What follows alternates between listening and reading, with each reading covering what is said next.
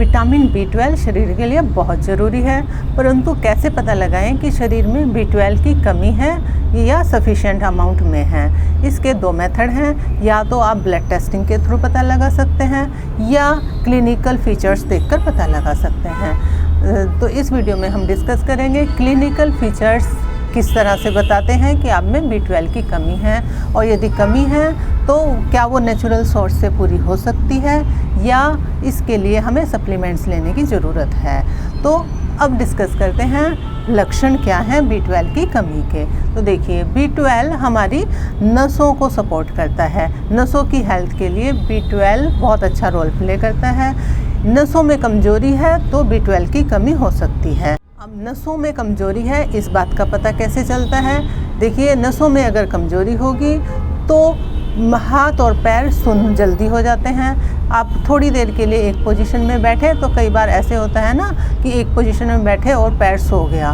पैर सो गया मीन्स उस पैर में सेंसेशन का आना कम हो जाता है या बंद हो जाता है।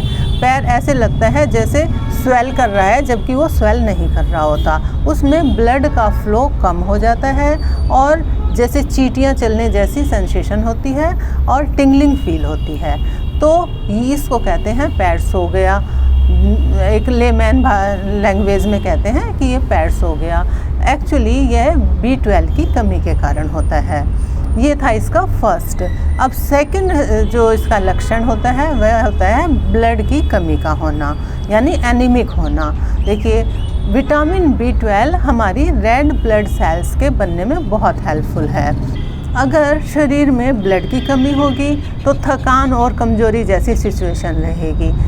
अगर आपको थकान और कमज़ोरी जैसा फील होता है, साथ ही हाथ पैर सुन्न होते हैं, हाथ पैरों में टिंगलिंग होती है, या थोड़ी देर एक पोजीशन में बैठने पर पैर सुन्न हो जाते हैं, तो आपको विटामिन B12 की टेस्टिंग करा लेना ज़रूरी है।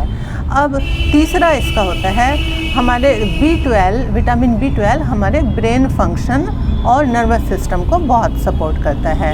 अगर बार बार किसी चीज़ को भूल रहे हैं, यानी या याददाश्त मेमोरी पावर कमज़ोर हो रही है, तो यह भी एक सिग्नल है कि आप में B12 की कमी हो सकती है और आपको टेस्टिंग की ज़रूरत है। अब टेस्टिंग के बाद आपको दवाइयाँ लेने की ज़रूरत है या नेचुरल तरीके से B12 की पूर्ति की जा सकती है। वैसे तो विटामिन B12 की नॉर्मल रेंज 200 पिकोग्राम से 900 पिकोग्राम प्रति मिलीलीटर तक होती है, परंतु यदि आपका 200 को क्रॉस कर रहा है तो आप नेचुरल तरीके से डाइट के थ्रू इसको इम्प्रूव कर सकते हैं, बशर्ते कि आपको इंट्रिंसिक फैक्टर अच्छे से काम करता हो। इंट्रिंसिक फैक्टर क्या होता है? देखिए, इंट्रिंसिक फैक्टर हमारे स्टमक में प्रोड्यूस होता है जो कि विटामिन B12 के एब्जॉर्प्शन में हेल्प करता है। यदि आपको गैस, एसिडिटी, कब्ज और पेट में अफारा ऐसी समस्याएं होती हैं तो इट मीन्स आपका इंट्रिंसिक फैक्टर अच्छे से काम नहीं कर रहा है। उसके लिए आपको पहले अपनी कब्ज, गैस, एसिडिटी का ट्रीटमेंट कराना ज़रूरी है। अदरवाइज़ मेडिसिन भी लेनी होगी और साथ में नेचुरल तरीके से भी आपको विटामिन B12 के चीज़ें खानी होंगी। Vitamin B12 rich food vegetarian diet में लिमिटेड होता है, परंतु अगर आप अपना इंट्रिंसिक फैक्टर सही रखते हैं तो आप नेचुरल तरीके से इसे इम्प्रूव कर सकते हैं। पालक और चुकंदर में बहुत अच्छा B12 होता है और वह इजी टू डाइजेस्ट भी होता है। साथ ही सीड्स जैसे पंपकिन सीड्स, सनफ्लावर सीड्स, अलसी के बीज, इस तरह के सीड्स, साथ में कुछ नट्स भी ले सकते हैं, तो इनमें भी विटामिन B12 की अच्छी मात्रा होती है।